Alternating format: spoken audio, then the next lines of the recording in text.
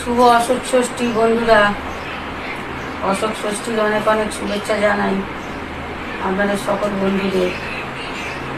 তো আজকে অশোক ষষ্ঠী উপলক্ষে কী কী খাওয়া দাওয়া করবো সবটাই আপনাদের সাথে শেয়ার করব।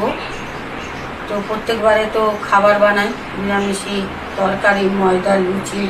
এইবারে গ্যাস অম্বলের জন্য, শরীর খারাপের জন্য ওইসব আইটেম কিচ্ছু রাখিনি। তো দেখে নিন এবারে কী কী রেখেছি আর কী কী করছি সবটাই আপনাদের সাথে শেয়ার করি, আগে করবো। দেখুন,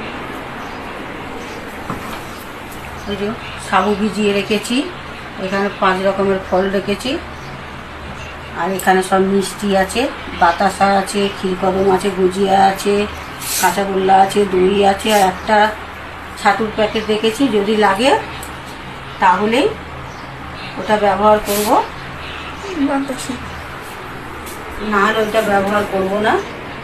ছাতুটা লাগলেই করবো, নাহলে ছাতুটা মাগো না, এত কিছু খাওয়া যাবে না, অসম্ভব। এমনি মিষ্টি মিষ্টি কম খাই সবাই, তার এইসব খাওয়া যায়ও না। তো